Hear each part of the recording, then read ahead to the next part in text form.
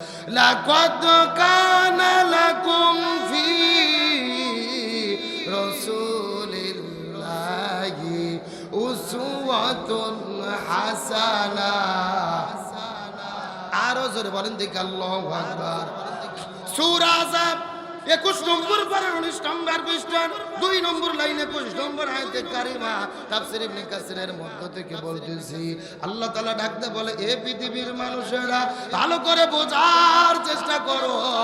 ব্যক্তি, পরিবার, সমাজ, রাষ্ট্র, রান্নাঘর থেকে শুরু করে সংসদ ভবন পর্যন্ত যদি তোমরা সফল হতে চাও, পুরো জীবনের ভেতরে আমি নবীর জীবনের মধ্যে রেখে দিয়েছি শ্রেষ্ঠ আদর্শ। নবীর জীবনের আদর্শটা মানতে হবে। নবী ব্যতীত অন্য কারো আদর্শ মানা যাবে। কিন্তু আমি আপনাদেরকে জিজ্ঞাসা করি, এ সাতক্ষীরার মুসলমান, এই বাংলাদেশের ভিতরে নবীকে বাদ দিয়ে অন্য কারো আদর্শ গ্রহণ করেছে এইরকম লোক আমাদের দেশের মধ্যে আছে না নাই? কেউ বা বাবার আদর্শ গ্রহণ করেছে, কেউ বা স্বামীর আদর্শ গ্রহণ করেছে, কেউ বা চাচার আদর্শ গ্রহণ করেছে, কেউ বা কালমার্সের আদর্শ গ্রহণ করেছে, কেউ বা লেনিনের আদর্শ গ্রহণ করেছে, কেউ বা সক্রেটিসের আদর্শ গ্রহণ করেছে, কেউ বা প্লেটোর আদর্শ গ্রহণ করেছে। কিন্তু নবীকে বাদ দিয়ে বাবা, চাচা, দাদা, খালু, নানা ইত্যাদি ইত্যাদি মানুষের যদি আদর্শ গ্রহণ করা হয়, বিনে হিসেবে তাদেরকে যেতে হবে কোথায়? আরো ধরে বলেন। এ দলিল লক্ষ্য করে বোঝার চেষ্টা করেন। ইমাম বুখারী রাহমাতুল্লাহ আলাইহি বুখারী শরীফ লেখার আগে এই জমিনের মধ্যে একটা কিতাব লিখেছিলেন, যেই কিতাবের নাম হলো আল আদাবুল মুফরাদ। ওই কিতাবের মধ্যে তিনি একটা হাদিস বর্ণনা করেন। আমার নবী বর্ণনা করে বলেন, হাসরের ময়দানে আল্লাহ তাআলা 6 প্রকার মানুষদেরকে বিনা হিসেবে বিনা বিচারে জাহান্নামের মধ্যে দিবে। তার মধ্যে প্রথম নম্বর প্রকার হলো তারা যারা জমিনের ভেতরে নবীকে বাদ দিয়ে অন্য কারো আদর্শ গ্রহণ করবে।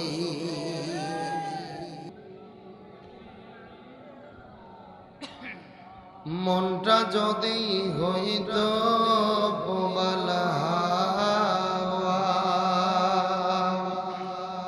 হয়তো যদি শুভ্র কবুতর পাখির ডানায় উড়িয়ে যেতাম মদিনার পথে, যেতাই আমার প্রিয় হাবিবে ঘুমাই চিরন্তন, যেতাই আমার প্রিয় রাসূল ঘুমাই চিরন্তন। আল্লাহুম্মা সাউন্ড এক লেভেল থাকবে, সাউন্ড এক লেভেলে রাখবেন।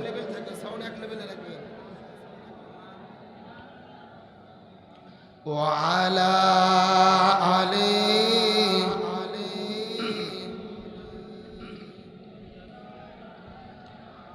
সকলে পরিবালা গেল বিকামালিহি কশাফত জাবি জামালিহি হাসনাত জামিউ কিসালিহি সাল্লু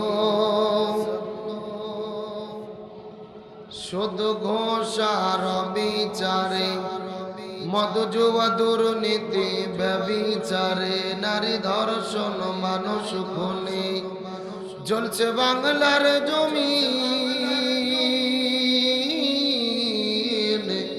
বিদায়ী হতে চলছেন নবীজির রক্তে মাখা দিন। রেডিও আর টেলিভিশন, ফেসবুক, ইন্টারনেট আর মোবাইল ফোন কেড়ে নিল সব মানুষের মন। খোদার কালাম লাঞ্ছিত হয়ে কাঁদছে রাতে দিন।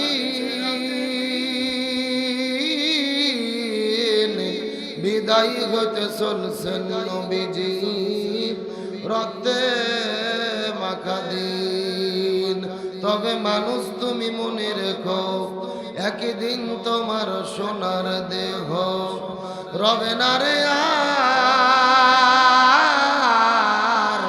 মাটির দেহ মাটির সাথে মিশবে ধুলাই। কিসের টাকা কিসের বাড়ি কিসের জমিদারি, সঙ্গে তোমার কেউ যাবে না, পুরুষ কিংবা নারী। বটবৃক্ষে কোন সে মহল কে দিল রে, লতার গাছে কদু মৌমাছিরা কারো হুকুমি, মৌচাকে দেয় মধু, শিমুল গাছে কে দিল রে নরম নরম তুলা, চৈত্র মাসে কারো হুকুমি, জমিন মাঝে ধুলা, কে বা দিল তোর মুখের হাসি, অতুই মধুর কথা কেমন করে বুঝিস রে তুই, আপন জনের ব্যথা কে বা দিল দিবারাত্রি, দক্ষিণা হিমেল বায়ু কোথা থেকে পেলি রে তুই তোর জীবনের আয়ু, পাখির কণ্ঠে কে দিল রে মিষ্টি মধুর গান, চিন্তা করে দেখ রে মানুষ সবই মহান আল্লাহ তাআলার দান, কালেমা লা ইলাহা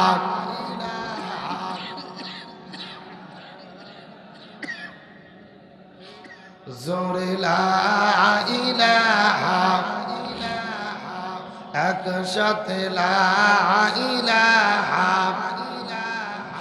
সুবহানাল্লাহ আলহামদুলিল্লাহ লা ইলাহা, জোরে লা ইলাহা। পাহাড় পর্বত নদ নদী আল্লাহ নামের নিরবধি, পাহাড় পর্বত নদ নদী আল্লাহ নামের নিরবধি, আমার আল্লাহ নামের এতই জাদু,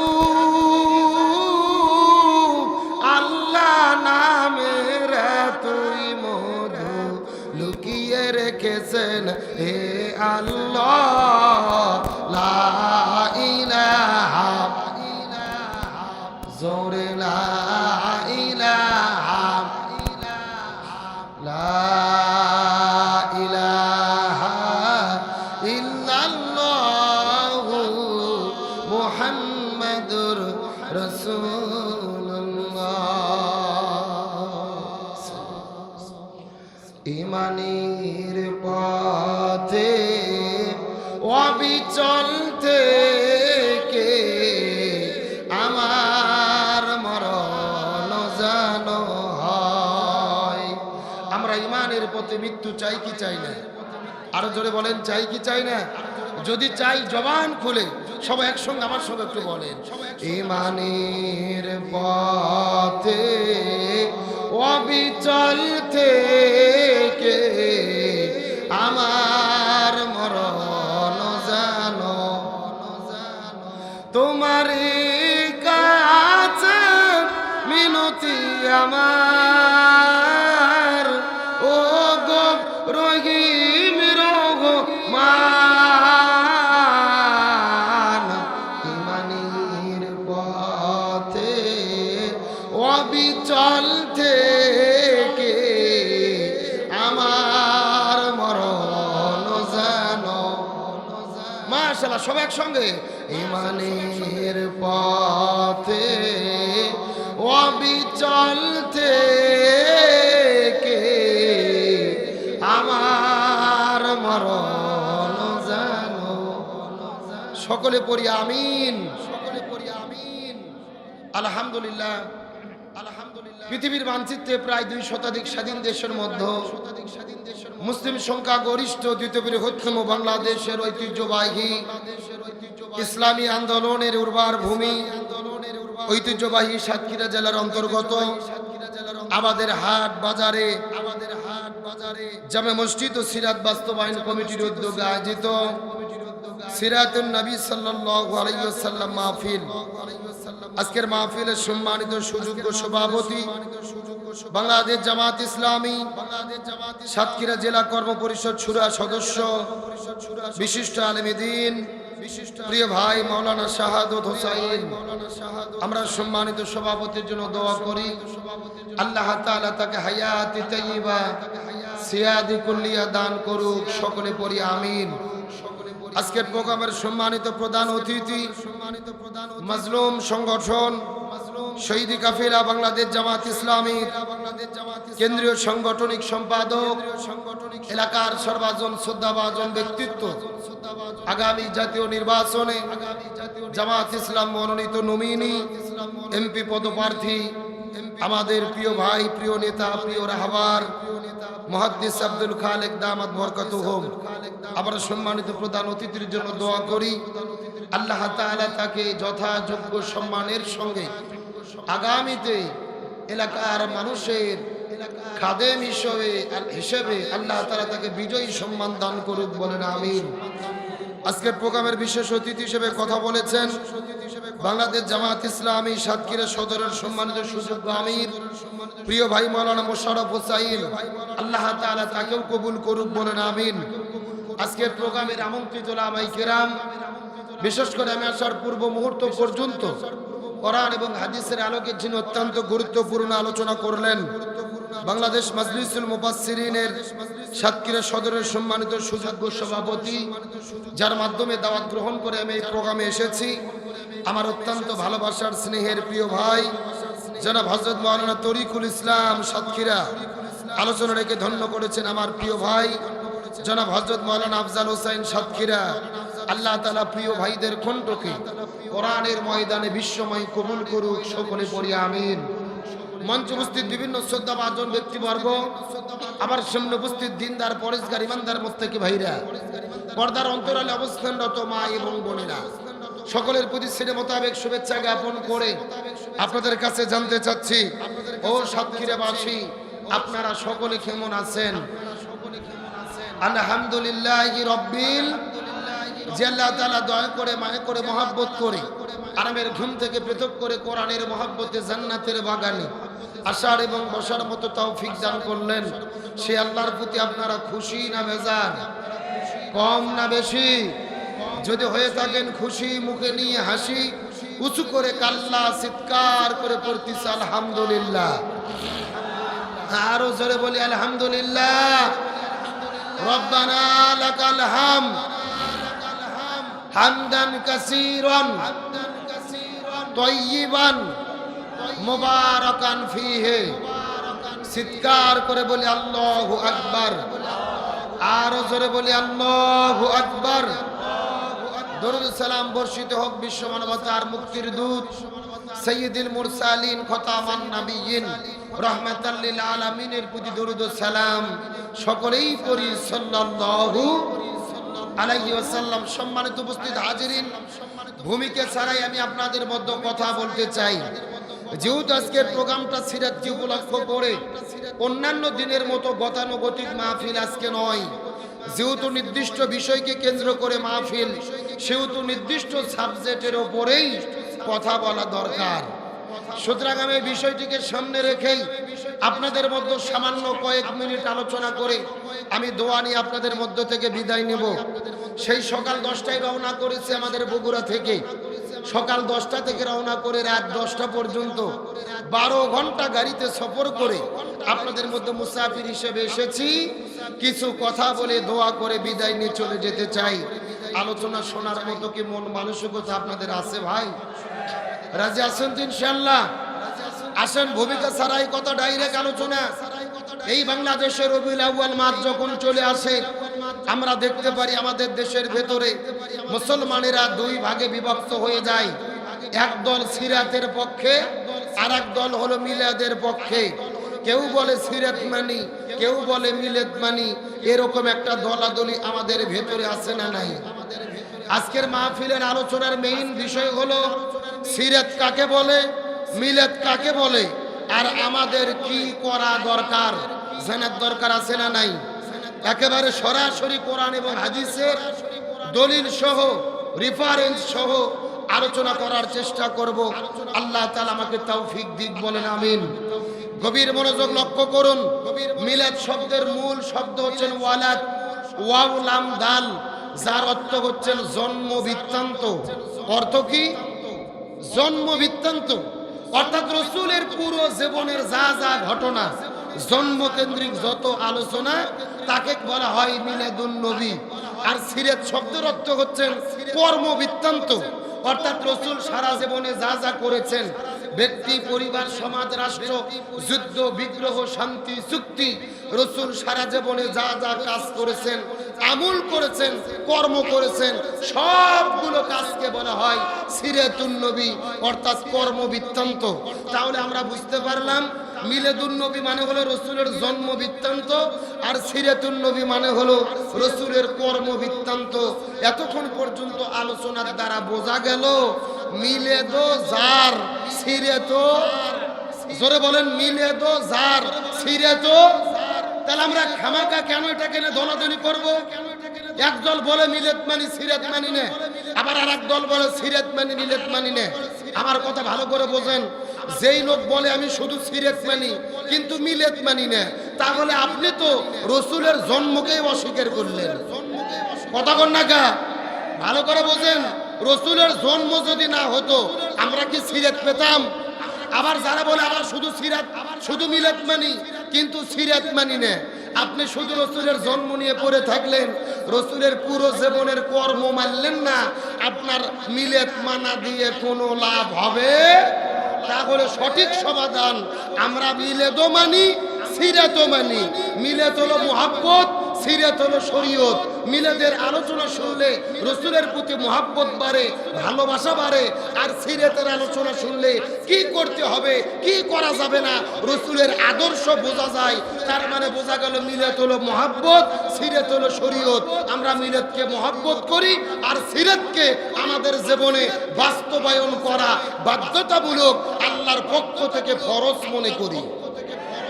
কথা কি ক্লিয়ার না ভেজাল আছে? কোনো দলাদলি নাই, কোনো ভেদাভেদ নেই, আমরা দুটোর পক্ষেই আছি। মিলাদকে মহব্বত করি, তবে সিরাত রাসূলের যে আদর্শ এটা মানে আমরা ফরজ মনে করি। তার কারণ রাসূলের জীবন মানাকে ফরজ করেছে কে? সাতক্ষীরার মুসলমান আলোচনার মেইন টপিকে আমি ঢুকে পড়তেছি। লক্ষ্য করেন, এই দেশের 90% মুসলমান, অধিকাংশ মানুষের ধারণা যে রাসূলের জীবন মেনে চলা হলো সুন্নাত। রাসূলের জীবন মেনে চলা কি? এটা সম্পূর্ণ ভুল। রাসূলের জীবন মেনে চলা হলো ফরজ। জোরে বলেন, রাসূলের জীবন মেনে চলা কি? পেছনের ভাইরা কথা বলতেছেন না। রাসূলের জীবন মেনে চলা কি? এখন ফরজ যদি হতে হয়, ফরজ কি আব্দুল সালাম যুক্তিবাদীর কথাই হবে? সভাপতির কথাই হবে? ফরজ হতে গেলে বিধান লাগবে কার? আরেকটু জোরে বলেন। আমার প্রিয় বন্ধুগণ, মুসলমান ভাইরা গভীর মনোযোগ লক্ষ্য করুন। কোন দিকে তাকাতাকি নাই, কোন দিকে মনোযোগ নাই। ছোট্ট করে একটা মেসেজ দেওয়ার পর আপনাদের মধ্য থেকে বিদায় নিয়ে চলে যাওয়ার চেষ্টা করব। আল্লাহ তাআলা নবীজির জীবনকে মেনে চলাকে আমাদের জন্য ফরজ করে দিয়েছেন। এই সম্পর্কে আল্লাহ তাআলা কোরআনুল কারীমের মধ্যে বলেন, কুল ইন কুনতুম তুহিব্বুনাল্লাহা ফাত্তাবিউনি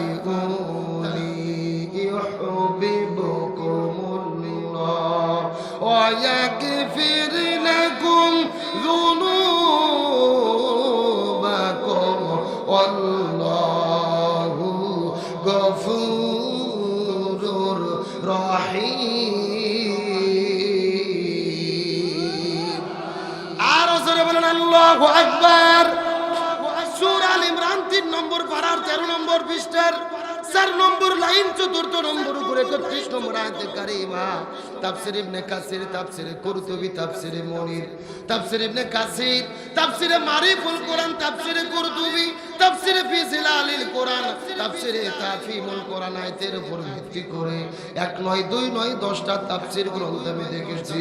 এই আয়াতের ভেতরে আল্লাহ তাআলা এত পরিমাণ কথা বলেছেন, এই আয়াতের উপরে ভিত্তি করে বর্তমান প্রেক্ষাপটকে মিল করে যদি আলোচনা শুরু করা হয়, আলোচনা চলতে চলতে দিনের পর দিন চলে যাবে, মাসের পর মাস চলে যাবে, তারপরেও আলোচনা শেষ হবে না। জোরে বলা যাবে কি মারহাবা। এ সাতক্ষীরা মুসলমান গভীর মনোযোগ লক্ষ্য করুন। এই আয়াতের প্রথমে আল্লাহ তাআলা আমরের সিগা ব্যবহার করে নবীকে আদেশ করে অর্ডার করে ডাকতে বলেন, কুল হে রাসূল আপনি বলেন, ইন কুনতুম তুহিব্বুনাল্লাহ, মানুষেরা যদি আমি আল্লাহ আমার ভালোবাসা পেতে চাই, মানুষেরা যদি আমি আল্লাহ আমার সান্নিধ্য লাভ করতে চাই, এখন আমি আপনাদেরকে জিজ্ঞাসা করি, বলেন তো দেখি এ সাতক্ষীরার মুসলমান, আমরা আল্লাহর ভালোবাসা চাই কি চাই না? আল্লাহর সন্তুষ্ট চাই কি চাই না? কারা কারা আল্লাহর ভালোবাসা চাই? দুটি হাত আল্লাহকে তুলে দেখান, লিল্লাহি তাকবীর। এ সাতক্ষীরা মুসলমান গভীর মনোযোগ লক্ষ্য করুন। আল্লাহ বলেন, ইয়া রাসূলুল্লাহ तमाम পৃথিবীর মানুষদেরকে বলে দেন, তারা যদি আপনি নবী আপনার ভালোবাসা পেতে চায়, আপনার সান্নিধ্য লাভ করতে চায়, তাহলে तमाम পৃথিবীর মানুষদেরকে বলে দেন, তাহলে তাদের কাজ করতে হবে একটি। জোরে বলেন কয়টি? আরো জোরে। আপনি तमाम পৃথিবীর মানুষদেরকে জানায়া দেন, ফাত্তাবিউনি, তাহলে তারা যেন আপনি নবী আপনাকে অনুসরণ করে। সুবহানাল্লাহ বলেন। এ গভীর মনোযোগ, আলোচনার মেইন পয়েন্ট। এই আয়াতের বহু আলোচনা সাতক্ষীরা জেলার বহু হুজুরদের মুখে আপনারা শুনেছেন, হুজুরের আলোচনা করেছে, তাহলে তারা যেন আপনি নবী আপনাকে ভালোবাসে, এরকম শুনছেন না? ভালো করে বোঝার চেষ্টা করেন। আমরা নবীকে অবশ্যই ভালোবাসবো। নবীকে ভালোবাসা হলো ঈমানের অংশ। রাসূল হাদিস শরীফের মধ্যে বলেন, লা ইউমিনু আহাদুকুম হাত্তা আকুনা আব্বা ইলাইহি মিন ওয়ালিদিহি ওয়া ওয়ালাদিহি ওয়ান নাসি আজমাইন। ওই ব্যক্তি প্রকৃতপক্ষে ঈমানদার হতে পারবে না যার হাত এবং জবান থেকে, যেই ব্যক্তি ঈমানদার হতে পারবে না যে ব্যক্তি জীবনের চেয়ে, সন্তানের চেয়ে, সম্পদের চেয়ে নবীকে বেশি ভালো না বাসবে। আমরা নবীকে অবশ্যই ভালোবাসবো, কিন্তু ভালোবাসলে হবে না। এই আয়াতের দাবি হলো তাবউন করতে হবে, অর্থাৎ নবীকে ভালোবাসার পাশাপাশি অনুসরণ করতে হবে। চিৎকার করে বলেন হুকুম কার? এ ভালো করে বোঝেন, বাংলাদেশে নবীকে ভালোবাসার লোকের অভাব নাই। 12ই রবিউল আউয়াল মাস যখন চলে আসে, মাথার মধ্যে সবুজ কাপড় বেঁধে হাজার হাজার মোটর সাইকেল নিয়ে হালুয়া রুটি বানাইয়া, খিচুড়ি বানাইয়া রাজপথের মধ্যে মিছিল করে রসুলের ভালোবাসায়। অথচ ওই নবীর বিরুদ্ধে নাস্তিক মুরতাদ বেঈমান যখন কথা বলে, এই তথাকথিত আশিকে রসুলদেরকে আর আমরা রাজপথে দেখতে পারি না। তার মানে বলেন তো, এরা কি আশিকে রাসূল? এরা হলো আশিকে হালুয়া রুটি, আশিকে খিচুড়ি। খিচুড়ি আছে যেই দিন, মিছিল আছে সেই দিন, এর নাম রসুলের ভালোবাসা নয়। রসুলের ভালোবাসা যদি অন্তরে থাকে, সারাটা জীবন রসুলের অনুসরণ করতে হবে। তার কারণ রসুলের জীবনকে অনুসরণ করাকে ফরজ করেছেন কে? আর যদি বলেন, আমার প্রিয় বন্ধুগণ, মুসলমান ভাইরা গভীর মনোযোগ লক্ষ্য করুন। আল্লাহ তাআলা নবীজির জীবনটাকে অনুসরণ করাকে ফরজ করে দিলেন। এই সম্পর্কে কোরআনের অন্য জায়গার মধ্যে আল্লাহ তাআলা চমৎকার করে বলেন, ওয়ামা আতাকুমুর রাসূলু ফাখুযু ওয়ামা নাহাকুম আনহু ফান্তাহু। সূরা হাশর 28 নম্বর পারার 7 নম্বর পৃষ্ঠার 9 নম্বর লাইন, 7 নম্বর আয়াতে কারিমা। তাফসীর ইবনে কাসিরের মধ্য থেকে বলতেছি, আল্লাহ তাআলা ডাকতে বলে, এ পৃথিবীর মানুষেরা গভীর মনোযোগ দিয়ে বোঝার চেষ্টা করো। এই দুনিয়ার মধ্যে যদি তোমরা শান্তি পেতে চাও, আর আখিরাতের মধ্যে যদি তোমরা মুক্তি পেতে চাও, ওয়ামা আতাকুমুর রাসূলু ফাখুযু, নবী যা করেছে, যা করতে বলেছে তা তোমরা করো। ওয়ামা নাহাকুম আনহু ফান্তাহু, নবী যেটা যেটা করে নাই, যেটা করতে নিষেধ করেছে, সেই জায়গার মধ্য থেকে তোমরা দূরে থাকো। তার মানে বোঝা গেল নবী পুরো জীবনের ভেতরে যা যা করেছে আমাদের তাই তাই করতে হবে, আর নবী যেটা করে নাই এটা করা যাবে না। চিৎকার করে বলেন তো দেখি, হুকুম কার? আরো জোরে। আমার প্রিয় বন্ধুগণ, মুসলমান ভাইরা গভীর মনোযোগ লক্ষ্য করুন। নবী পুরো জীবনের মধ্যে কি কি করলো আর আমাদের জন্য কি কি করা দরকার, এই বিষয়টা ভালো করে মাথার মধ্যে ঢোকানোর চেষ্টা করবেন। আমাদের নবীজি ওই মক্কা থেকে মদিনায় হিজরত করে চলে গেলেন। ওই মদিনায় যাওয়ার পরে আমাদের নবীজি মদিনা নামক একটা রাষ্ট্র গঠন করলেন, আর আমাদের নবীজি ওই মদিনা নামক রাষ্ট্রের হলেন রাষ্ট্রপতি। আমার নবী ছিল রাষ্ট্রপতি। জোরে বলেন, আমার নবী কি ছিল? কে রে নবী রাষ্ট্রপতি ছিল বলতে ভয় লাগে, লজ্জা লাগে। যারা জবান খুলবি না মনে করবেন ওই গ্রুপের লোক। এই আমার নবী ছিল রাষ্ট্রপতি। জোরে বলেন, আমার নবী কি ছিল? আরো জোরে। জোর হলো না। এখন আমি আপনাদেরকে জিজ্ঞাসা করি, সাতপুরের মুসলমান, ভালো করে বুঝে শুনে উত্তর দেন তো। আমার নবী যদি রাষ্ট্রপতি থেকে থাকে, তাহলে আমাদেরকে, আলেমদেরকে, হুজুরদেরকে রাষ্ট্রপতি হওয়ার দরকার আছে না নাই? এই ওয়াজ করলে বিপদ। এই ওয়াজ করলে কি? আমরা যদি বলি খাওয়ার পরে মিষ্টি খাওয়া সুন্নাত, সবাই বলে সুবহানাল্লাহ সুবহানাল্লাহ, তার মানে আরো খাবার চাই। এ কথা কোন? কিন্তু আমরা যখনই বলি জেলের মধ্যে যাওয়া সুন্নাত, দাঁত ভাঙা সুন্নাত, জিহাদের ময়দানে যায় জিহাদ করা সুন্নাত, তখনই এমন কিছু মুনাফিক মার্কা মুসলমান আছে, তারা লাভ দিয়ে উঠে বলে এই হুজুর মনে হয় রাজনীতি করে। এ কথা কোন? কথা কোন? তার মানে এদের ধান্দা আমাদেরকে, হুজুরদেরকে ভাগ করে দিয়েছে। হুজুরদেরকে বলে দিয়েছে আপনাদের কাজ শুধু মসজিদের মধ্যে সময় হলে নামাজ পড়াবেন, আজান হলে আজান দেবেন, আর সময় হলে আজান দেবেন, সময় হলে নামাজ পড়াবেন, মানুষ মরে গেলে জানাজা পড়াবেন, আর যখন মিলাদ হবে আপনার বাড়িতে খাওয়া দাওয়াত দেওয়া হবে তখন আপনি ভালো করে খাবেন। আমরা মসজিদ, মাদ্রাসা আর খানকা শরীফগুলো দখল করে বসে আছি, আর পুরো জমিনটা ছেড়ে দিয়েছি, আর এই সুযোগে জালেমের বাচ্চারা পুরো জমিনটা দখল করে বসে আছে। আরো জোরে বলেন। অত সোজা নয়। আমার নবী ছিল মসজিদুন নববীর ইমাম, আবার মদিনা নামক রাষ্ট্রের রাষ্ট্রপতি। তার মানে বোঝা গেল যিনি মসজিদের ইমাম হবে তাকেই সমাজের ইমাম হতে হবে। আপনাদের সাতক্ষীরা জেলার সবচাইতে বড় মসজিদের ইমাম যিনি হবে তাকে আগামীতে আপনাদের সাতক্ষীরা আসনের এমপি হতে হবে। আগামীতে বাংলাদেশের বাইতুল মুকাররমের মসজিদের ভেতরে ইমাম এবং খতিবের দায়িত্ব পালন করার যোগ্যতা যার থাকবে তাকেই বাংলাদেশের রাষ্ট্রপতি, প্রধানমন্ত্রী হতে হবে। আল্লাহকে তুলে দেখা। পর্যন্ত কারা কারা থাকবেন একটু হাত টান টান করে উঠাবেন। সবাই উঠান। হ্যাঁ, লিল্লাহি তাকবীর। এ সাউন্ড হাত উঠান, দিকে উঠান। মুরব্বি মুরব্বি মুরব্বি হাত উঠান। হ্যাঁ, সবাই একটু গলা কাকার দান তো দেখে। লিল্লাহি তাকবীর। আল কোরআনের আলো, আল হাদিসের আলো, দুনিয়ার মুসলিম, ইসলামের শত্রুরা লিল্লাহি তাকবীর। আলহামদুলিল্লাহ বলেন। আপনারা সবাই কিন্তু হাত তুলে মাথা করলেন, শেষ পর্যন্ত থাকবেন। এখন না থাকে যদি উঠে চলে যান, কথা ভঙ্গ করা কিসের লক্ষণ? মুনাফিকের লক্ষণ। আপনাকে মুনাফিক হতে চান? মুনাফিক হতে চান কি চান না এটা মোনাজাতের আগে বোঝা যাবে। জোরে বলেন, কিসের আগে? মোনাজাতের আগ পর্যন্ত লক্ষ্য করে দেখেন কারা কারা উঠে উঠে চলে যায়, মনে করবেন ওই গ্রুপের লোক। আল্লাহ তাআলা আমাদের শেষ পর্যন্ত থাকার তৌফিক দান করুক, বলেন আমিন।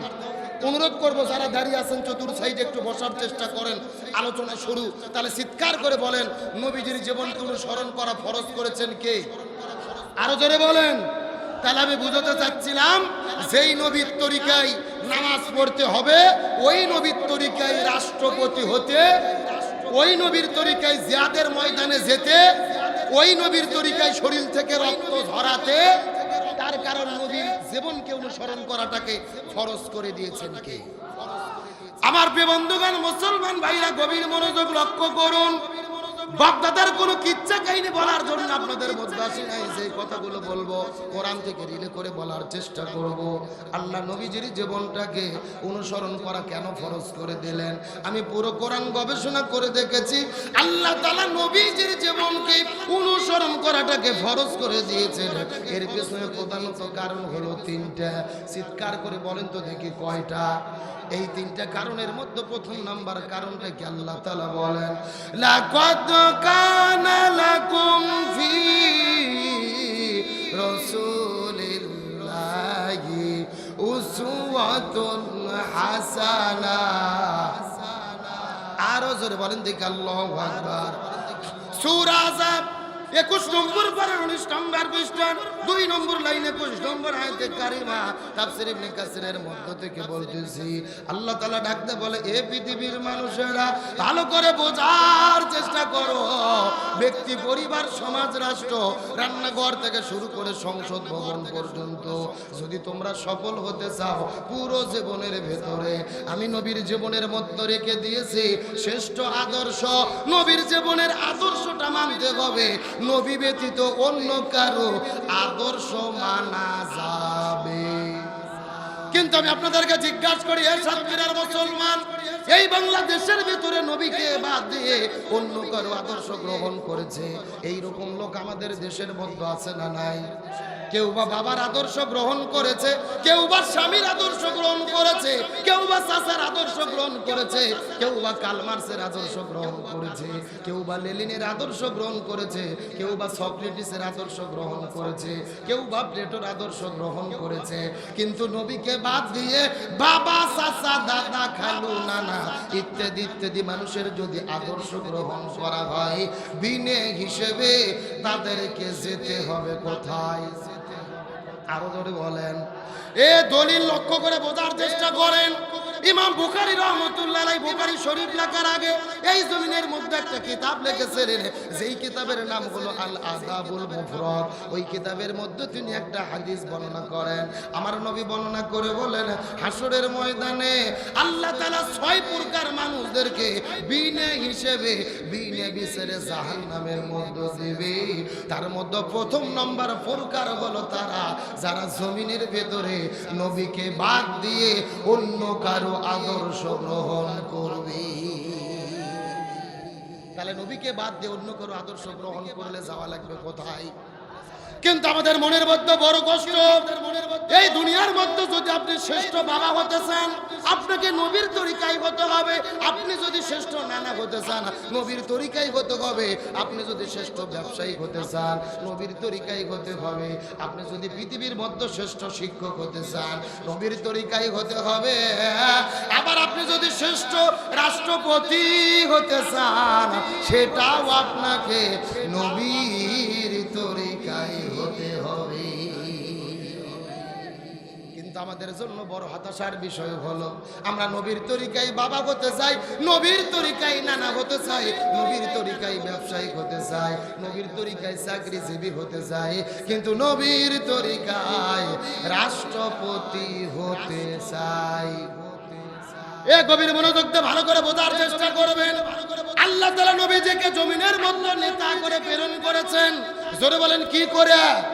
আল্লাহ যেই কথাটি কোরআনের মধ্যে বলেছেন, ইয়াসিন ওয়াল কুরআনিল হাকীম, এই জায়গার মধ্যে ইয়া শব্দটি হলো হরফে নেদা, আর সিন মানে হলো সাইয়্যিদ।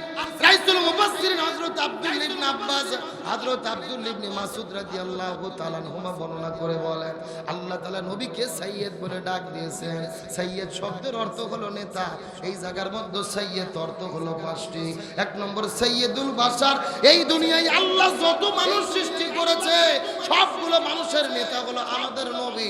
2 নম্বর বলেন সাইয়্যিদুল আম্বিয়া, আল্লাহ দুনিয়ার মধ্যে যতগুলো নবী সৃষ্টি করেছে সবগুলো নবীদের নেতা হলেন আমাদের নবী। 3 নম্বর সাইয়্যিদুল মুরসালিন, আল্লাহ দুনিয়াতে যত রাসূল সৃষ্টি করেছে সবগুলো রাসূলের নেতা হলো আমাদের নবী। 4 নম্বর হলো সাইয়্যিদুল কাউনাইন, আল্লাহ তাআলা দোজান সৃষ্টি করেছে, দোজানের নেতা হলো আমাদের নবী। আর 5 নম্বর হলো সাইয়্যিদুল আলামিন, আল্লাহ যতগুলো জগৎ সৃষ্টি করেছে প্রত্যেকটা জগতের নেতা হলো আমাদের নবী। লিল্লাহ তাকবীর।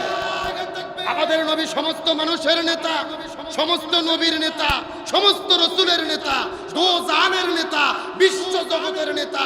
ওই নবীকে নেতা মানার দরকার আছে না নাই?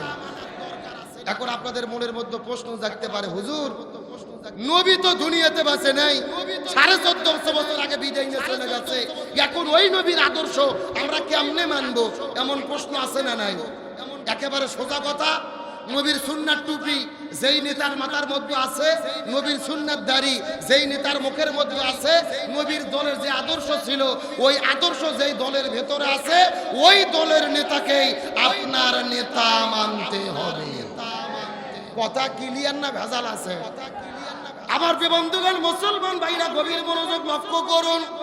ওই নবী কত চমৎকার করে হাদিস শরীফের মধ্যে বলেন, মান তাশাব্বাহা বিকওম ফাহুয়া মিনহুম, যার সঙ্গে যার মহব্বত তার সঙ্গে তার কিয়ামত। এই হাদিসের ব্যাখ্যায় মুহাদ্দিসগণ বলেন, এই দুনিয়ার ভেতরে যে যেই দল করবে ওই দলের সাথেই তার হাসর নাসর হবে। যে যেই দল করবে সেই দলের সাথেই তার হাসর। তার মানে আওয়ামী লীগের হাসর হবে আওয়ামী লীগের সাথে, বিএনপির হাসর হবে বিএনপির সাথে, চরমোনাই পীরের যারা মুরিদ হয়েছে এদের হাসর নাসর হবে চরমোনাইয়ের পীরের সাথে। আর যারা জামাত ইসলাম নামক দল করে এদের হাসর নাসর হবে জামাত ইসলামের সাথে। এখন হয়তো বলবেন, হুজুর আপনি দলিল দেন। দলিল আল্লাহর কোরআন সূরা বনী ইসরাঈল ৭১ নম্বর আয়াতের মধ্যে আল্লাহ কত চমৎকার করে বলেন, ইয়াউমা নাদউ কুল্লা উনাসিম বিইমামিহিম।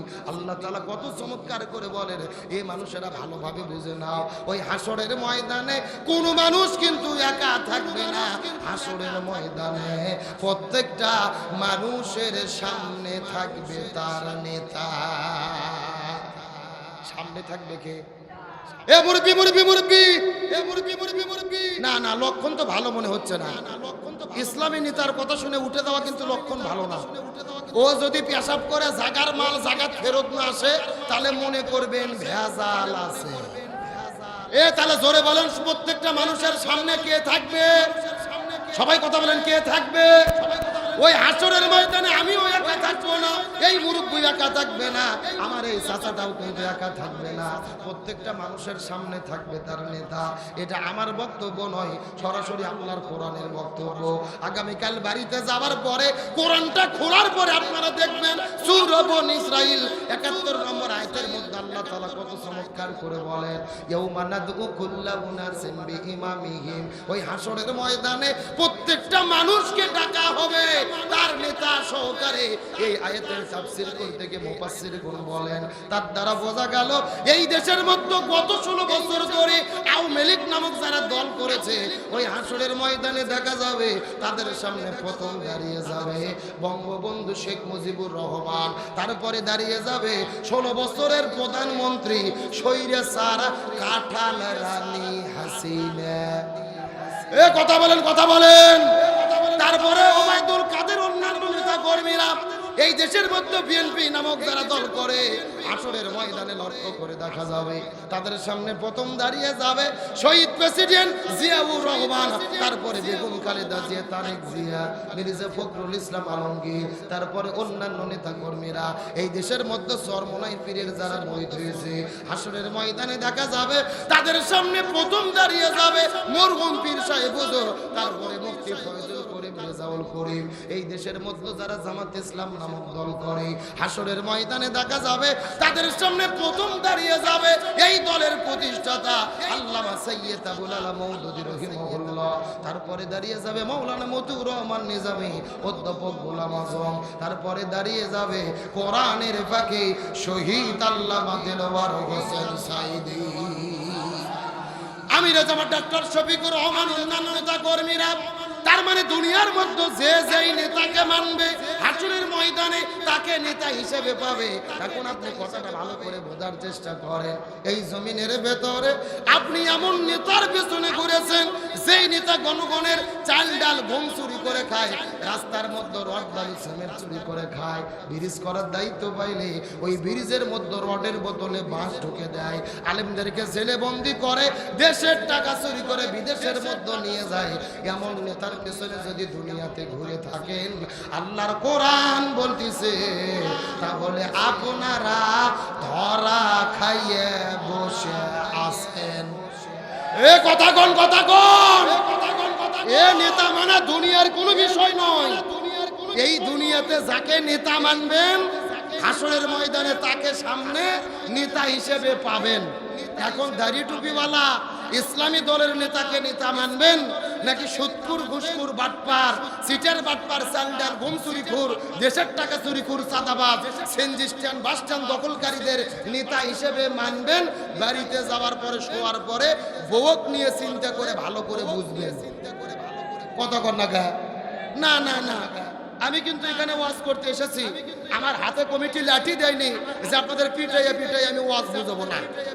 আমি কোরআন হাদিসের কথা বলবো, মানা না মানা আপনাদের ব্যাপার।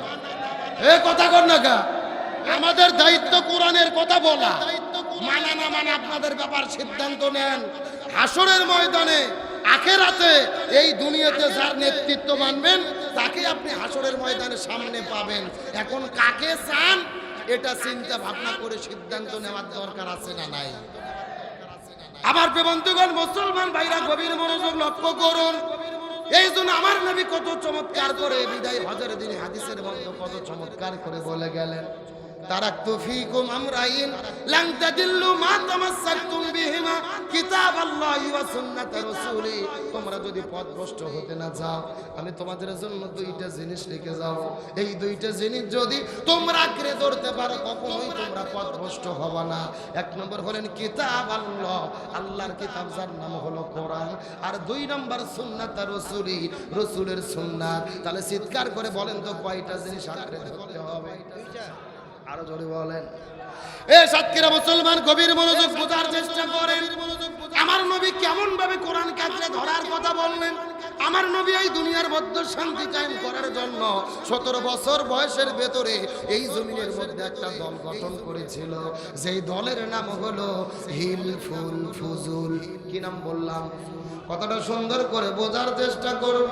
ওই 17 বছর বয়সের ভেতরে এই জমিনের মধ্যে হিলফুল ফুজুল নামক দল গঠন করার পরে 17 বছর থেকে শুরু করে 40 বছর পর্যন্ত নবীজি 23 বছর ধরে চেষ্টা করেছে এই জমিনে শান্তি কায়েম করার জন্য।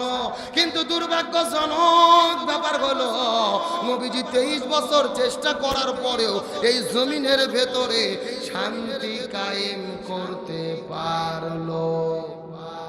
এ সাতক্ষীরা মুসলমান গভীর মনোযোগ, নবীজি 23 বছর ধরে চেষ্টা করেছে কিন্তু জমিনের ভেতরে শান্তি কায়েম করতে পারলো না। কিন্তু নবীজির বয়স যখন 40 বছর হয়ে গেল, আল্লাহ নবীজির ওপর যখন কোরআন নাজিল করে দিল, নবীজি কোরআনের দাওয়াত দেওয়া শুরু করলেন। দাওয়াত দেওয়া কি কথা? নবীজি কোরআনের দাওয়াত দেওয়া শুরু করে দিলেন। নবীজির কোরআনের দাওয়াত যখন জমিনের মধ্য দিয়ে দিলেন, ওই কোরআন যখন জমিনের মধ্যে কায়েম হয়ে গেল, তখন জমিনের মধ্যে শান্তি প্রতিষ্ঠা হয়ে গেল। নবীজির জীবনটাকে দুই ভাগে ভাগ করার চেষ্টা করেন। 17 বছর থেকে শুরু করে 40 পর্যন্ত, নবুয়ত পাওয়ার আগে 23 বছর,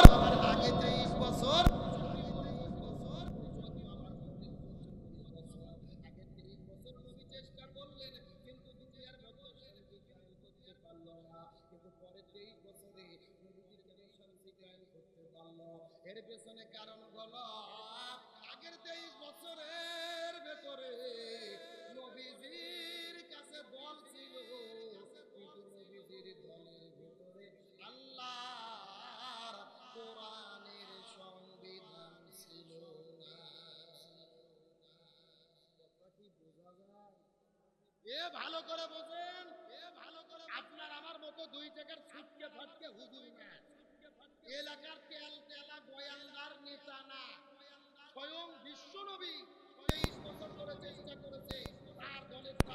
এই জমিনে শান্তি কায়েম করতে পারেনি। তার কারণ তখন রাসূলের দল ছিল, কোরআন নাজিল হয় নাই, কোরআন না থাকার কারণে জমিনে শান্তি আসেনি। কিন্তু 40 বছর পরে কোরআন নাজিল হলো, নবী কোরআন কায়েম করে জমিনে শান্তি প্রতিষ্ঠা করলো। তার মানে রাসূলের এই সিরাতের মধ্য থেকে আলোচনার দ্বারা বোঝা যায় এই বাংলাদেশে যতগুলো দল আছে শান্তি কায়েমের জন্য জিকির করতেছে। স্বাধীনতার 54 বছর পার হয়ে গেছে, এক দল এসেছে আর এক দল চলে গেছে, কেউ শান্তি দিতে পারেনি। রাসূলের সিরাত বলতেছে এই দেশের ভেতরে ওই দলের দ্বারা শান্তি কায়েম সম্ভব হবে না যেই দল আল্লাহর কোরআনের সংবিধান দিয়ে পরিচালিত হয় না। কথা কি ক্লিয়ার না ভেজাল আছে? আরে ভাই, যেই দল নিজেরাই কোরআন দিয়ে চলে না, ওদের নিজেদের মধ্যে তো মারামারি করিয়ে কুপাকুপি করিয়ে একেবারে কুপকার কথা কর না গা। গত 1 বছরে নিজেদের ভেতরে মারামারি করে 110 জন মরে গেছে, খবর জানেন না? তাহলে যাদের কাছে নিজেদের দলের নেতা কর্মী নিরাপদ নয়, তাদের কাছে দেশকে নিরাপদ হতে পারে? গভীর মনোযোগ ভালো করে বোঝার চেষ্টা করেন। এই জন্য আল্লাহর কোরআন বলেছেন ওয়াতাসিমু বিহাবলিল্লাহি জামিআন ওয়া লা তাফাররাকু, তোমরা যদি মুসলমান হও এই জমিনে দ্বীন কায়েমের আন্দোলন করতে হবে, আল্লাহর রশি ঐক্যবদ্ধভাবে আঁকড়ে ধরতে হবে। আল্লাহর কোরআন বলেছেন ওয়ালতাকুম মিনকুম উম্মাতুন ইয়াদউনা ইলাল খায়র ইয়ামুরুনা বিল মারুফ ওয়া ইয়ানহাউনা আনিল মুনকার, তোমাদের মধ্যে অবশ্যই একটা দল থাকবে যারা ভালো কাজের আদেশ করবে, অন্যায় কাজে বাধা দেবে। আল্লাহর কোরআন বলেছেন আল্লাযীনা ইন মাক্কান্নাহুম ফিল আরদি আকামুস সালাহ ওয়া আতাউজ যাকাহ ওয়া আমারু বিল মারুফ ওয়া নাহাউ আনিল মুনকার। কোন মুসলমান দল যদি ক্ষমতায় যায় 4টে কর্মসূচি বাস্তবায়ন করবে। 1 নম্বর নামাজ বাধ্যতামূলক করবে, 2 নম্বর যাকাত ভিত্তিক অর্থনীতি কায়েম করবে, 3 নম্বর ভালো কাজ চালু করবে, 4 নম্বর মন্দ কাজ বন্ধ করবে। আগামীতে বাংলাদেশে ক্ষমতায় গিয়ে এই 4 কর্মসূচি বাস্তবায়নের জন্য যারা ঘোষণা দেবে ইমানদার মুসলমান হিসেবে তাদের পক্ষেই আমাদের থাকতে হবে। এই বক্তব্যকে আব্দুল সালাম যুক্তিবাদী না আল্লাহর? কথাটা ভালো করে বোঝার চেষ্টা করেন। আল্লাহর কোরআন বলেছেন ওয়ামাইয়াবতাগি গায়রাল ইসলামি দীনান ফালা ইউকবালা মিনহু ওয়া হুয়া ফিল আখিরাতি মিনাল খাসিরিন। ইসলাম বাদ দিয়ে যদি কেউ বিয়ে করে ওই বিয়ে আল্লাহর দরবারে কবুল হবে না। ইসলাম বাদ দিয়ে যদি কেউ ব্যবসা করে ওই ব্যবসা আল্লাহর দরবারে কবুল হবে না। ইসলাম বাদ দিয়ে যদি কেউ রাজনীতি করে ওই রাজনীতিও আল্লাহর দরবারে কবুল হবে। রাজনীতি যদি করাই লাগে কিসের রাজনীতি করব? এ দল যদি করাই লাগে কিসের দল করব? আগামী নির্বাচনে ইমানদারদের পক্ষে আপনাদের সমর্থন থাকবে ইনশাআল্লাহ। আবার অনেকে মন খারাপ করলেন, হুজুর ওয়াজ করতেছেন ভালো, আবার হঠাৎ করে ভোটের কথা বললেন কেন? আমার বাড়ি হলো বগুড়া জেলা।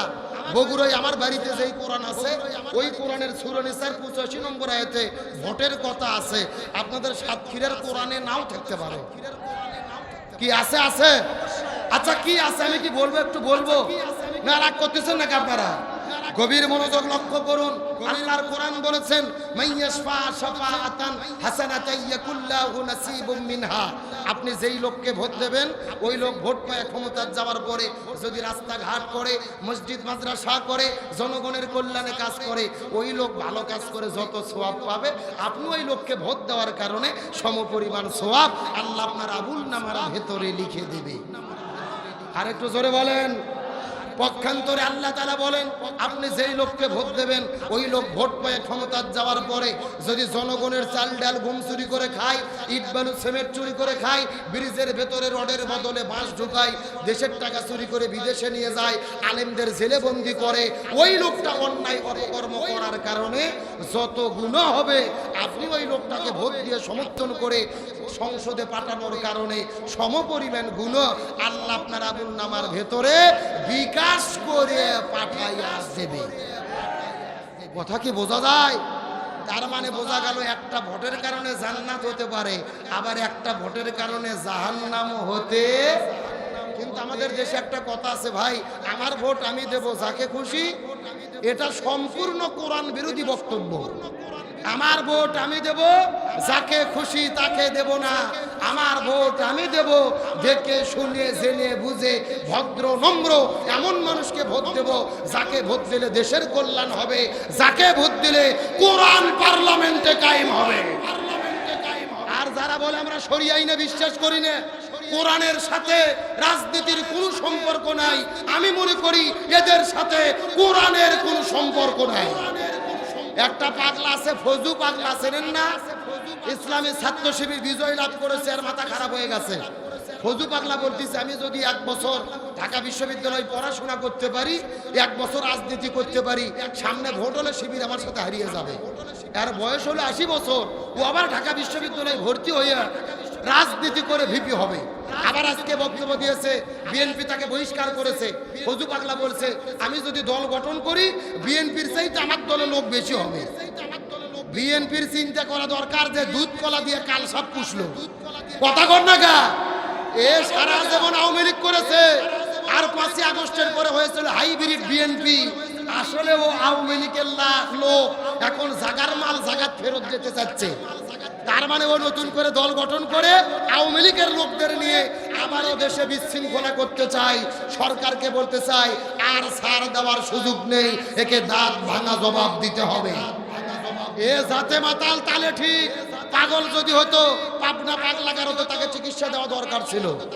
কিন্তু গতকাল বলছে যে শিবির উৎপত্তির ইতিহাস, শিবির কই কই থেকে আসলো, বলতেছে আল শামসের হলো তালিবের শ, রাজাকারের র, আল বদরের ব, এই 3টে মিলে হলো শিবির। এখন বাংলাদেশের জনগণ তো মারাত্মক, ছেলে পেলে চমৎকার জবাব দিয়েছে। ফজলু সাহেব আপনি শিবিরের উৎপত্তি বললেন, তো ফজলুর উৎপত্তি বলবেন না? ছেলে পেলে ফেসবুকে ছেড়ে দিয়েছে যে ফিরাউনের ফ, আবু জেহেলের জ, আবু তালেবের ত, 3টে মিলে হলো ফজলু। কথাকে বোঝেন নাই? যদিও সে মুক্তিযুদ্ধে আমরা তাকে সম্মান করতাম, কিন্তু তার ভিতরে একটা প্রবাদ বাক্য আছে, কামা তাদিনু তুদান, যেমন কর্ম তেমন ফল। আমরা বলতে চাই তোমাদের মাথা গরম করে কোনো লাভ নেই। ইসলামের যে গণজোয়ার সৃষ্টি হয়েছে এই বাংলার জমিনে, মুসলমানদের বিজয় হবেই হবে ইনশাআল্লাহ।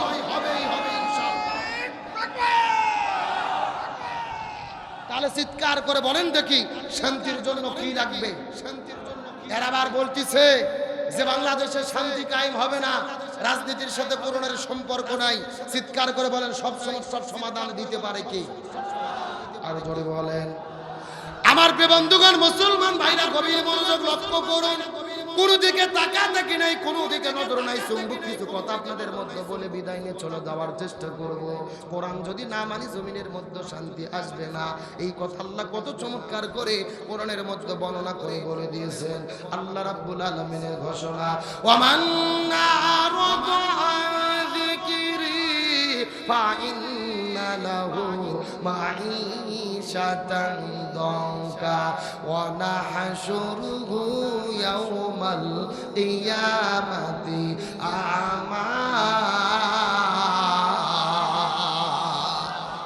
সূরা তাহা 16 নম্বর পারা 19 নম্বর পৃষ্ঠার 13 নম্বর লাইন 124 নম্বর আয়াতে কারিমা তাফসীর ইবনে কাসিরের মধ্য থেকে বলতেছি, আল্লাহ রাব্বুল আলামিন বলে এই জমিনের ভেতরে কোরআন বাদ্যে যারা জীবন পরিচালনা করবে, ব্যক্তি, পরিবার, সমাজ, রাষ্ট্র, রান্নাঘর থেকে শুরু করে সংসদ পর্যন্ত কোরআন বাদ্যে যারা জীবন পরিচালনা করবে আর শান্তির জিকির করতে থাকবে, এদের জীবনে আমি আল্লাহ তাআলা কোনো শান্তি রাখবো না, বরং মাঈশাতান দঙ্কা, তাদের জীবনটা শান্তিতে ভরে দেব।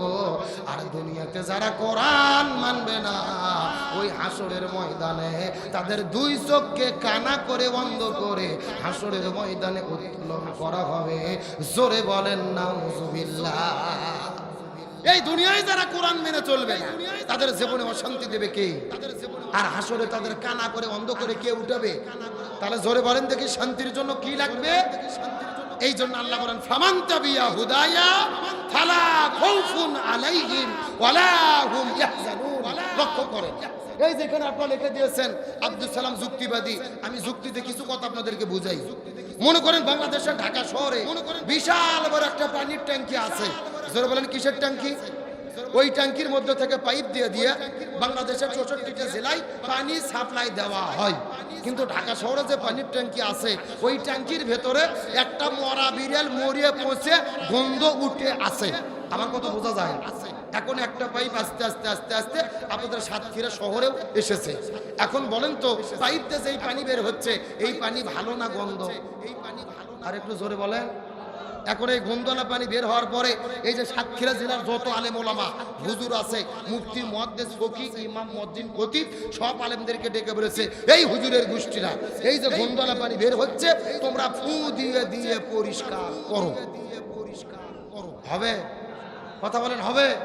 আচ্ছা সাতক্ষীরা জেলার হুজুর তো দূরের কথা, কাবা শরীফের ইমামও যদি এসে ফু দেয় আপনাদের কি মনে হয় পানি পরিষ্কার হবে?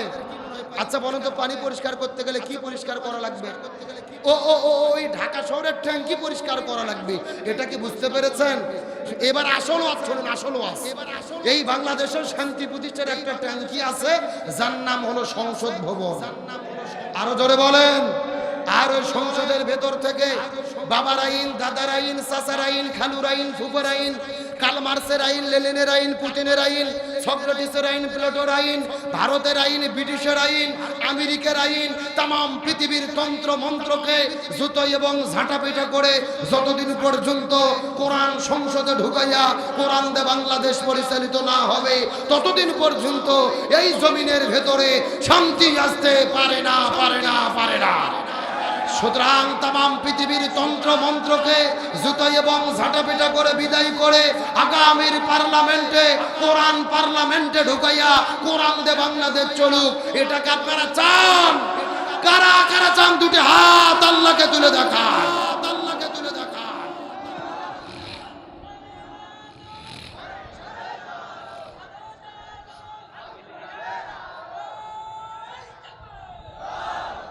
এই চাচার তাকবীর দেওয়ার তাল ঠিক নেই। ও আগে স্লোগান দিয়ে বসে জায়গা মতো দেওয়া পারে না। দেখি ধারে থেকে একটা স্লোগান ভালোভাবে দেন তো দেখি। মিসাই মাইকটা মশাললেন না, মিসাই মাইকটা মশাললেন না।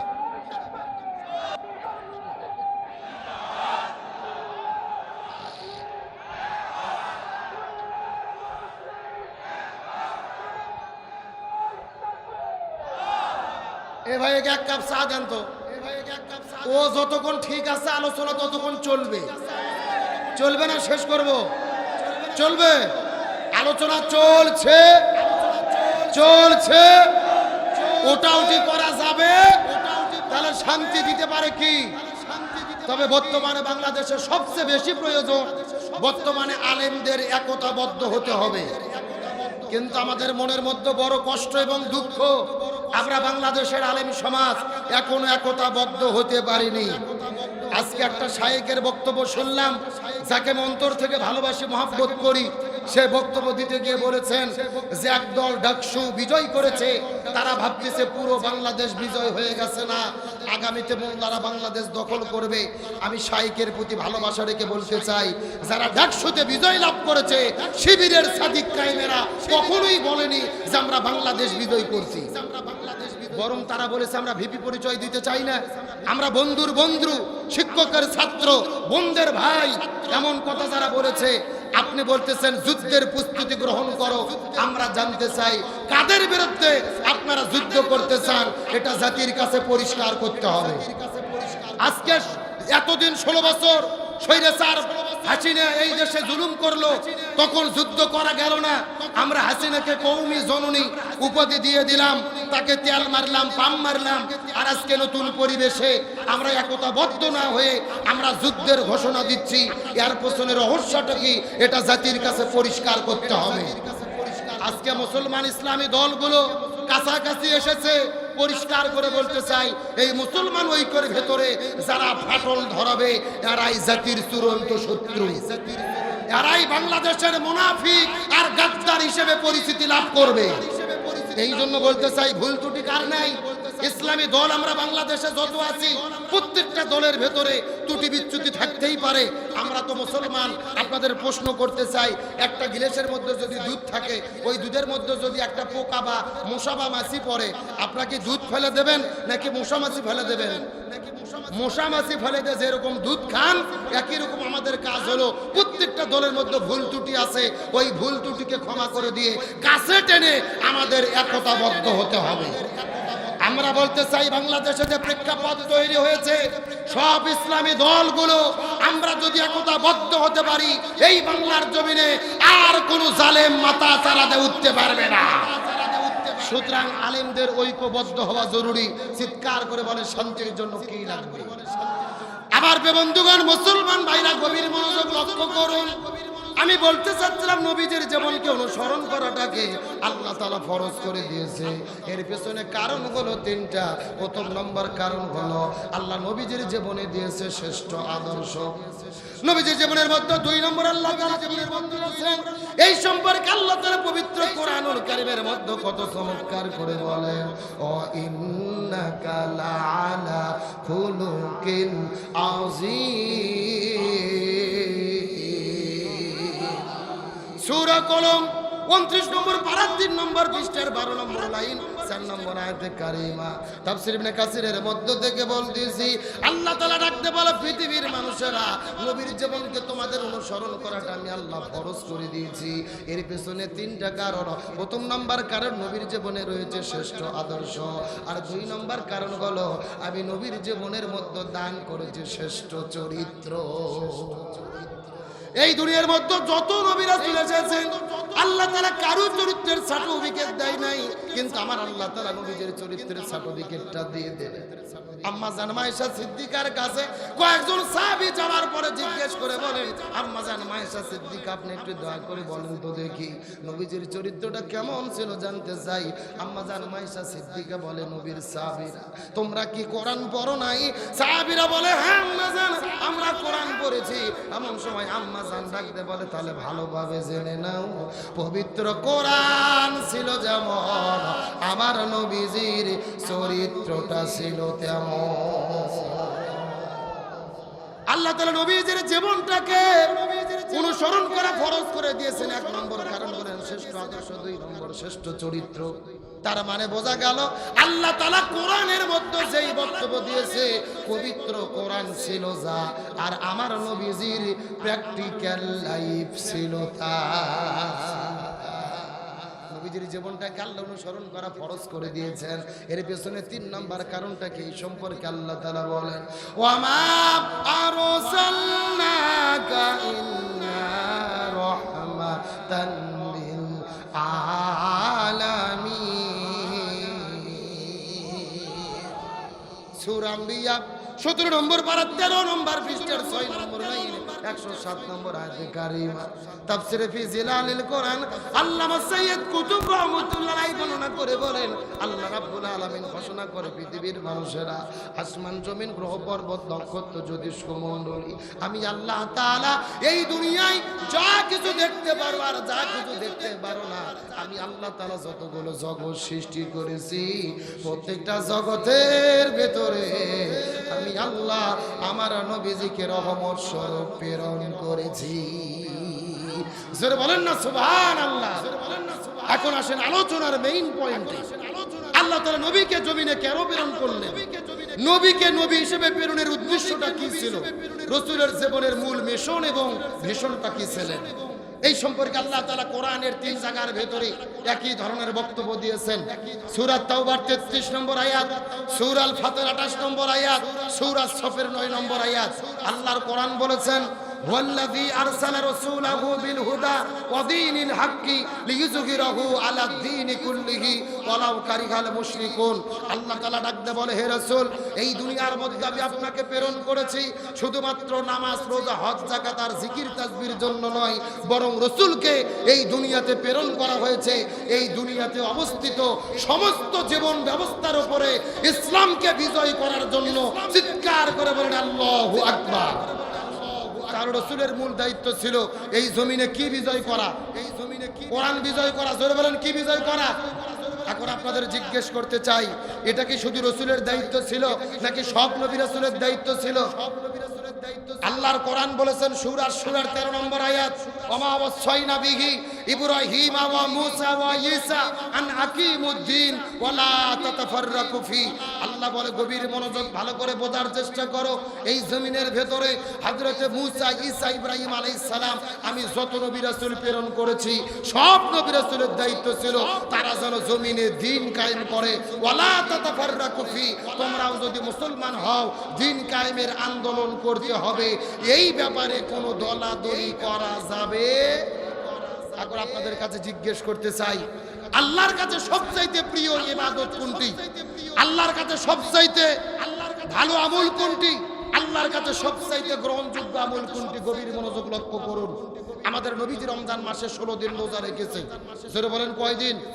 16 দিন রোজা রাখার পরে 17ই রমজান সকালবেলা নবীজি রোজা ভেঙে ফেললেন, খেজুর খাইলেন, পানি খাইলেন, সাহাবীদেরকে বললেন তোমরাও রোজা ভেঙে ফেলো। সাহাবীরা বলতেছেন ইয়া রাসূলুল্লাহ, আপনি না কয়দিন আগে আলোচনা করেছেন একটা রোজার এত দাম, ইচ্ছা করে যদি কেউ একটা রোজা ছেড়ে দেয় লাগাতার 60টা রোজা রাখতে হবে, আবার যদি একটা রোজা ছেড়ে দেয় আবার লাগাতার 60টা রোজা রাখতে হবে, আপনি কেন রোজা ছাড়তে বললেন? রাসূল বলতেছে বেশি বোঝার চেষ্টা করো না। ওমা আতাকুমুর রাসূলু ফাখুযুহু ওমা নাহাকুম আনহু ফান্তাহু, আমি নবী যা বলি তা তোমরা করো, যা করতে নিষেধ করি তা থেকে দূরে থাকো। আবু জেহেল মদিনে আক্রমণ করেছে, আর বসে থাকা যাবে না, এখন আবু জেহেলের মোকাবেলা করতে হবে। আল্লাহু আকবার বলেন। তার মানে বোঝা গেল রোজা রাখা ইবাদত, তবে রোজার চাইতেও দামি ইবাদত হলো এই জমিনের ভেতরে কোরআন বিজয়ের আন্দোলন করা। আমার বন্ধুগণ, মুসলমান ভাইরা গভীর মনোযোগ লক্ষ্য করুন। কোনো দিকে নজর নেই, কোনো দিকে তাকাতে নাই। ছোট্ট করে একটা উদাহরণ দেওয়ার পরে বিদায় নিয়ে চলে যাওয়ার চেষ্টা করুন। নবীজির একজন সাহাবী ছিলেন যার নাম হলো হযরতে হানজালা রাদিয়াল্লাহু তাআলা। হযরত হানজালা রাদিয়াল্লাহু তাআলা নতুন বিবাহ করেছেন। বিয়ে করার পরে বউটাকে সঙ্গে করে নিয়ে যখন তিনি বাসর ঘরের মধ্যে চলে গেছে, ওই বাসর ঘরে যাওয়ার পরে প্রেম ভালোবাসা মহব্বত করতেছিলেন। স্বামী স্ত্রীর মধ্যে প্রেম ভালোবাসা মহব্বত চলে, ফুলসজ্জা রাত পার করতেছিলেন। এমন সময় গভীর রজনীতে মদিনার গলি থেকে কে যেন চিৎকার করে ডেকে বলে কুতিলা মুহাম্মদ, কুতিলা মুহাম্মদ। মুসলমানদের নবী ওই উহুদের প্রান্তরে শাহাদাত বরণ করে বিদায় নিয়ে চলে গেছে। হযরত হানজালা এই কথা শোনার পরে বাসর ঘরের মধ্য থেকে একটা তরোয়াল নিয়ে বের হয়ে দৌড়ানো শুরু করলেন। পেছন দিক থেকে তার স্ত্রী কাপড়টা টেনে ধরলেন প্রাণের স্বামী। আপনি যুদ্ধ করতে যাবেন, উহুদের ময়দানে জিহাদে চলে যাবেন, আমার কোনো আপত্তি নাই গো প্রাণের স্বামী, কিন্তু আপনার তো ফরজ গোসল বাকি আছে। আপনি ফরজ গোসল বাকি রেখে কেমনে যুদ্ধ করতে যাবেন?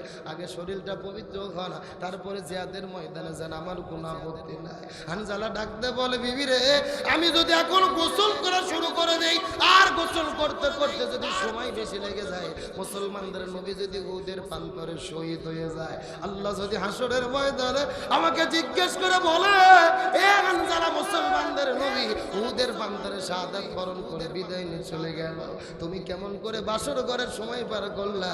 আমি তখন আল্লাহর কাছে কেমন করে জবাব দেব? এই কথা বলার পর হযরত হানজালা হাতের মধ্যে তরোয়াল নেওয়ার পরে ওই বাসর ঘর মধ্য থেকে বের হওয়ার পরে ওদের মধ্যে দৌড়ানো শুরু করলেন যুদ্ধ করার জন্য। উহুদের ময়দানে চলে গেলেন, জিহাদের ময়দানে জিহাদ শুরু হয়ে গেছে। হানজালাও যুদ্ধ করা শুরু করে দিলেন, কিন্তু যেহেতু তার ফরজ গোসল বাকি ছিল, ফজর নামাজটা তিনি পড়তে পারলেন না। ফজর কাজা হয়ে গেল, জোহর কাজা হয়ে গেল, আসর কাজা হয়ে গেল। এক নয় দুই নয় 3 ওয়াক্ত নামাজ কাজা করেছে। একদিকে ফরজ গোসল বাকি, আর একদিকে 3 ওয়াক্ত ফরজ নামাজ কাজা। মাগরিবের নামাজের কিছু সময় আগে লক্ষ্য করে দেখা গেল হানজালা কয়েকজন কাফেরের বাচ্চাকে এই দুনিয়ার মধ্য থেকে বিদায় করে দেওয়ার পরে পিছনের দিক থেকে একটা কাফের একটা তরোয়াল আনার পরে হানজালার কাঁধের উপরে গলা বরাবর তরোয়াল দিয়ে আঘাত করলেন। তার দেহ থেকে কাল্লাটা আলাদা হয়ে গেল। হানজালা রাদিয়াল্লাহু তাআলা মাটির মধ্যে পড়ে গেল। শুধু হানজালা নয় রে, উহুদের প্রান্তরে এক উহুদের নবীজির 70 জন সাহাবী শাহাদাত